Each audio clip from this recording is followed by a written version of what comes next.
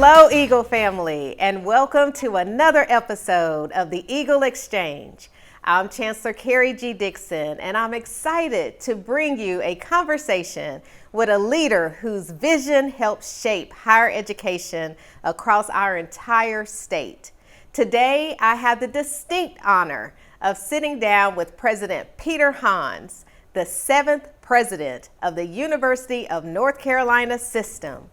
President Hans has dedicated his career to public service and higher education, leading with a focus on student success and strengthening the impact of our institutions across North Carolina and beyond.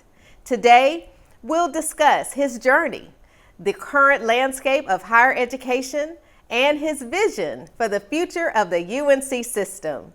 President Hans, welcome to the Eagle Exchange. Thank you, Chancellor Dixon. It is such a pleasure to have you. And I just want to thank you for taking time out of your schedule to be here with the Eagles and to be on campus. And it was just such a delight to see you walk in the building and greet students, and just really, I know the value that you share in making sure that our students are the best that they can be. So I just thank you for taking this time. Amen. No, I'm excited to be here. I always love coming to Central and always love being with you. You're a dear friend and a very highly valued colleague. Yes, well, thank you. And, you know, I always have to say President Hans will throw his eagle wings up at any point. I love it. I love it. Don't show it to the folks at A&T now. They get ill with me. Right.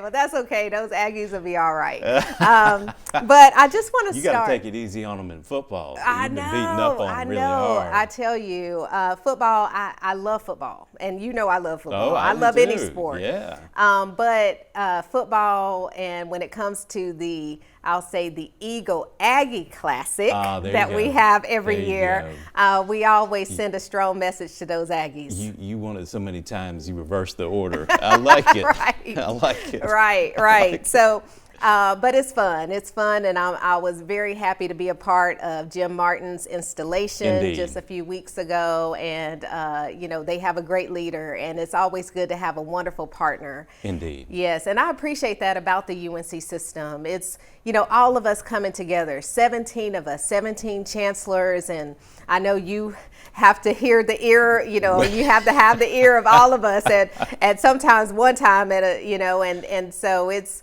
definitely a great honor to be a part of such a strong system. It is. Yes. It is for both of us. Yes. We've come up through the system and fully appreciate all that it brings to bear on behalf of each university. Yes, that's true.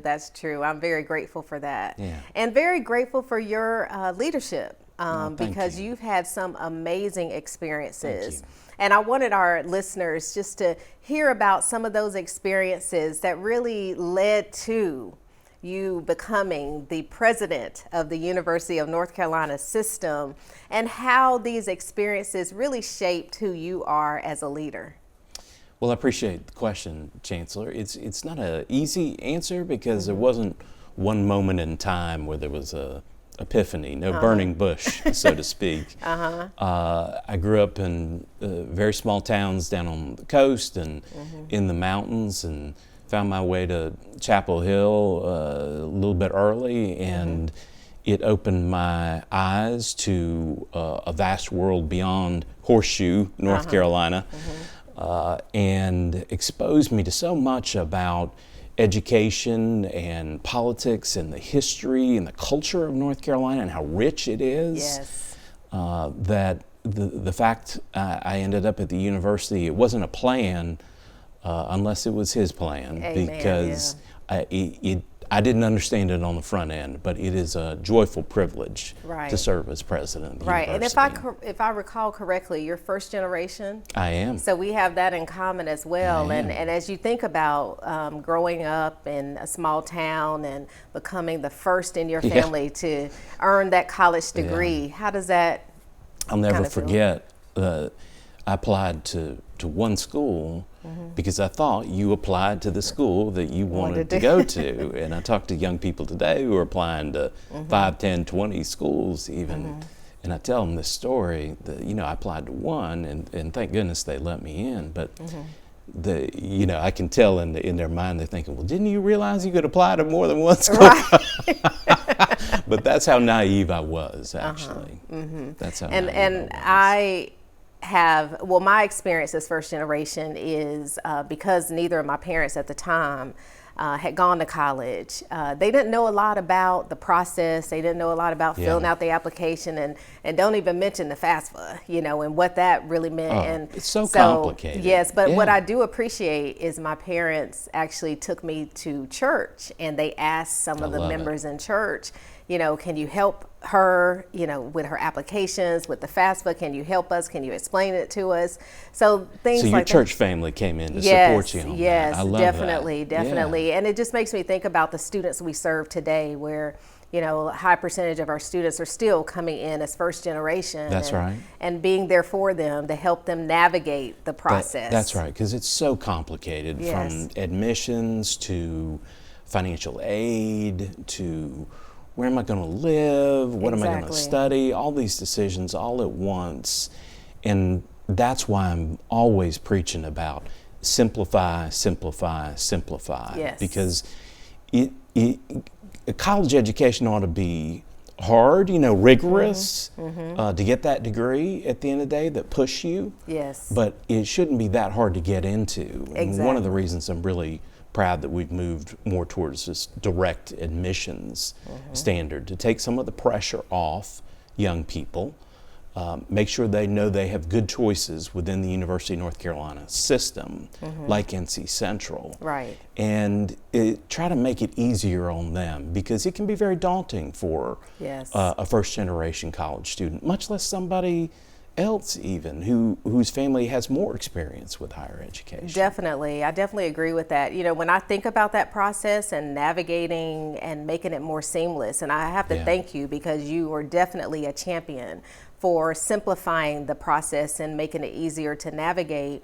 I always think about eliminating the irritants. That's right. And the irritants, we will have students, whether that is a first year student coming right out of traditional high school, or if it's an adult learner. That's right. When they come on our campus, we should not have things that they see as barriers or irritants that cause them to say, I just can't do this. I love that philosophy. Make it take that easy. roadblock out of the way. Exactly, and make it easy for them to navigate, and that will lead to enrollment, hopefully. It leads to enrollment, leads to retention, and ultimately completion of a college degree, because it can be a lot of stress on young people, and we ought not add to that with any unnecessary bureaucracy. I mean, there's some bureaucracy that gets forced on us, as we know, by federal rules and regulations, that sort of thing.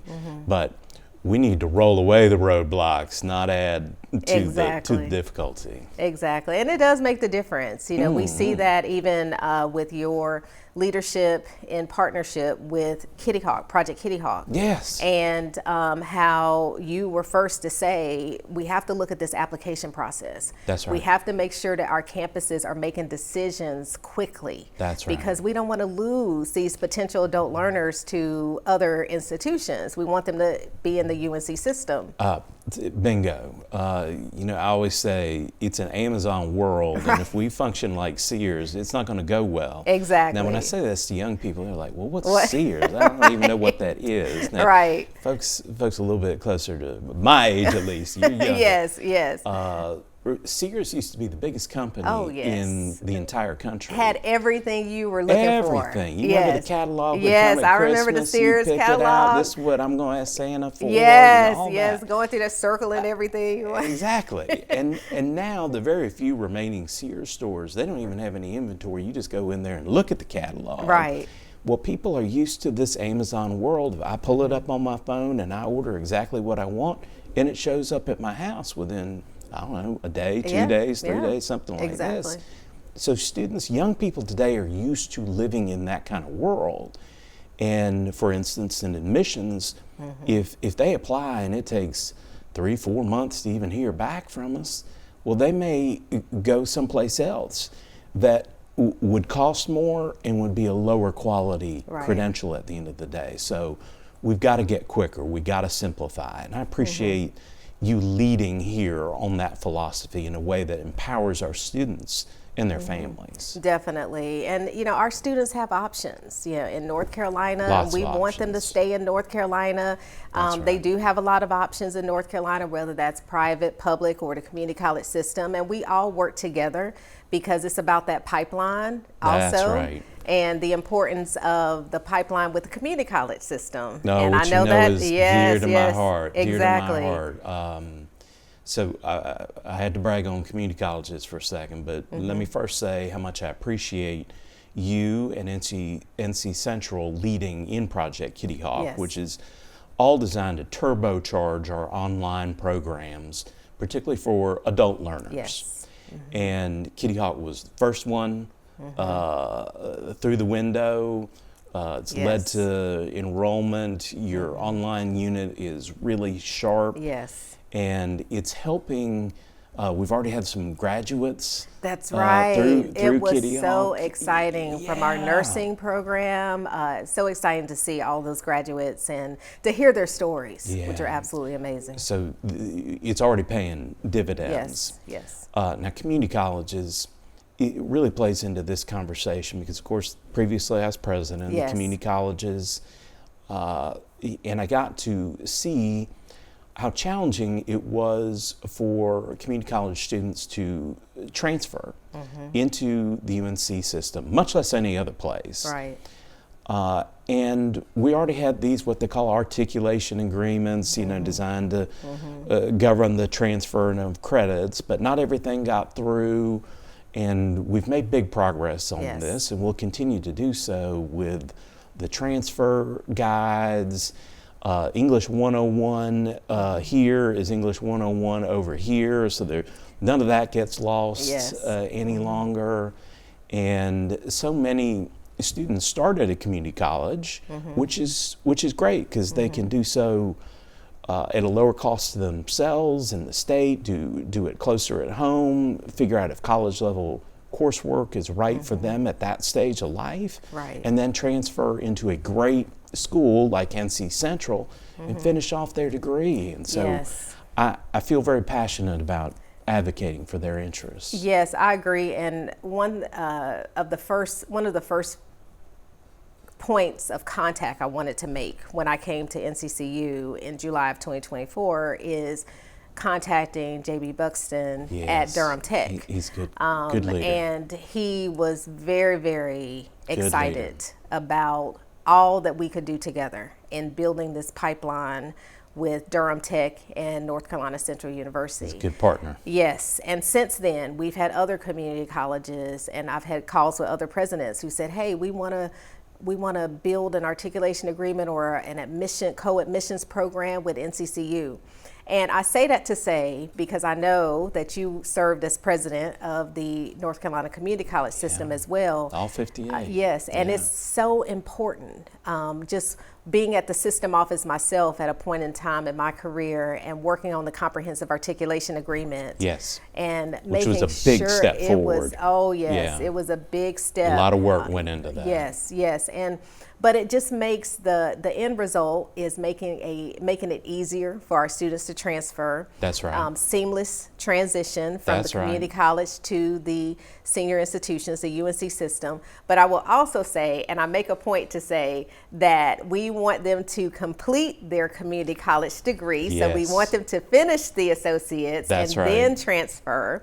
Because when they transfer to UNC campuses, the data shows us as juniors, Boost they their outperform. chances of Yes. success. Yeah, they do Exactly. really, really well if they've already got that associate's degree in hand. Exactly. You're exactly right. Yes. So tell us a little bit about at what point did younger Peter Hans visualize the fact that one day he was going to lead the North Carolina Community College System, the 58 campuses, as well as the UNC system, our 17 constituent institutions. At what point did you realize this was going to happen? Well, probably on the day they picked me. I'm not sure I knew before then, actually, because it wasn't, as I said earlier, not a plan, not an intentional plan. Just led into this.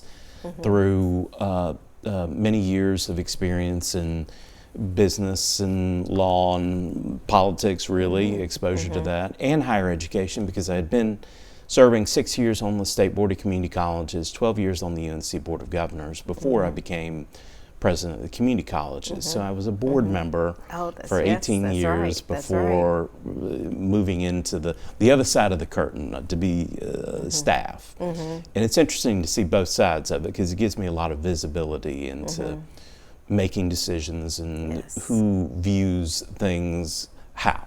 Right. But it was an evolution. It wasn't one moment in time. But again, I feel so privileged to hold this role and try to be a small part in advancing leaders such as yourself, the work that they're doing on each one of our campuses to help students realize their dreams and fulfill their potential, so North Carolina can continue to grow and prosper. Exactly. And I'm glad you mentioned you're serving on the UNC Board of Governors. I had forgotten about that for a second. Yeah, that's where we first got to know each other. Yes. So those experiences have really, as people sometimes ask me, well, did you know you wanted to be a chancellor? And I said, well, no, I didn't initially, but things happen, experiences occur, and then you meet great people like yourself that sometimes see things in you don't see it in yourself at the time. We saw it in you. A lot of us saw it in you. We saw it in you. And those things just kind of come to fruition as they should be, and as you think about all the experiences that you have had over the years. So we really do appreciate that. So as president of the UNC System now, what are some of your top priorities, and how do HBCUs really fit into that, your ideas? So always three priorities for me. They're evergreen priorities. That's high quality, affordability, and accessibility. And our 5 historically black colleges and universities play into that completely. Because they're high quality, they're affordable, and they're accessible. In fact, I don't think anybody's more accessible than an HBCU, such as NC Central. Exactly. And I take great pride in that. I know the Eagles take great pride. Yes, we do. In that, as well they should. Because it's opened the doors of opportunity to so many generations. To so many generations over more than 100 years of storied history here at NC Central, and many, many, many more to come. I mean, we're all paying it forward to the next generation. So the sense of purpose and community that students find at HBCU is something special. And for the UNC system to boast 5 HBCUs, that's more than any other state in the country in terms of public HBCUs. That's a great point of pride for all of North Carolina. It definitely is. And the legacy and the history, as you said, I mean, these institutions have really definitely developed great alumni who've gone off to do great things. And I know just here at NCCU, when we think about our law school being the only HBCU with a law school in North Carolina, and producing over 106 judges now, sitting judges all over the country. And the governor. And the governor, exactly. All so that legacy, that history, all of that really is, builds the foundation of who we are as an institution. And all of our, like you said, HBCUs are just quality institutions. So we do appreciate that. You've led 2 of them now. Oh, yes, You've led 2 of them now. Very different experience, Elizabeth City. Very different. And now being at NC Central, but we're so blessed by your leadership. Thank you. It means a lot. Everything I do it because the students deserve it. And I know you and I agree on, making our students our priority and meeting them where they are and the communities that we serve, as institutions. And so it's been great. I love the way you engage with students. And I love my students. And you know them, and sometimes you got to be auntie, Yes. Got to make sure they're keeping it together and on the right path, and you're there for them. And that love of students coming out of student affairs professionally. Yes. That's a great background, and it served you really well. It served everybody really well for you to have that heart for service and Right. students. Yes, yes, and you know that passion is definitely what keeps me going every day, and making sure that they're good. Because it's So- easy to get down sometimes, with Right. the small stuff driving us crazy. But Right. if you've got that passion about students, which you do, you possess it in abundance, then that gets you up the next day to deal with the silliness, the nonsense. Right. Because it's something meaningful. That's true. Yeah. That's true. That's true. So, what role does institutions like North Carolina Central University play in advancing the system-wide goals and strategies? Well, as you know, we have a system-wide strategic plan. We have performance metrics within the system, but they really do all feed back to these three priorities of quality and affordability and accessibility. And I think NC Central excels at all three. Doesn't mean there's not room for improvement, and we're seeing that improvement under your leadership. We want enrollment to be strong, but we also want the retention to be strong, so ultimately leading to completion. Yes. So that students who graduate from NC Central have a high quality degree that prepares them for life and their career, and with as little debt as possible. That's always going to be the goal. That's always going to be the goal. And there's a lot that feeds into achieving those goals. But those three things remain the priority. And NC Central is a great example of achieving those goals. Yes, I agree. I agree. So what excites you about NCCU, President Hans? Oh man, well, beyond your leadership, which I just genuinely appreciate your style of leadership and your commitment. I would say it is my interaction with the students and faculty and staff every time I'm on campus, like today. Yes. Because there is, you can feel the Eagle pride. Yes. You can It is strong. see the transformation of campus over the years across the verdant hills of green. Yes, here. yes. And what we see students go on to do in their lives. Right. That's what excites me about NC Central, much like you. It really is the students. And anytime administrators lose that train of thought, we're off track, right? Exactly. Because it's our role to promote their success. And NC Central puts that at the center of its philosophy and all that it does. You've got a number of new developing programs. We've talked about the outreach in the community and to adult learners and online options as well. So there's so many good things happening here. It's like, what not to be excited about at Central? There's a lot of ego pride. Yeah, so we're with very, good reason. Yes, Amplify. Yes, Yeah, amplify. yeah, That's right. yeah. That's right. But we just thank you. Thank you so much for being a part of the Eagle Exchange today. Thank you so much for taking time out and joining us. Yes. And as you continue your leadership and commitment to advancing higher education across North Carolina, the Eagle family says thank you, thank you, thank you. And thank you to all who have tuned in today to the Eagle Exchange. We hope that today's conversation provided valuable insight into the future of the UNC system and the opportunities ahead for our students and institutions. Be sure to follow North Carolina Central University on all social media platforms for more conversations that highlight the people and partnerships shaping our community. Thank you for listening to the Eagle Exchange, and as always, Eagle Pride Amplified.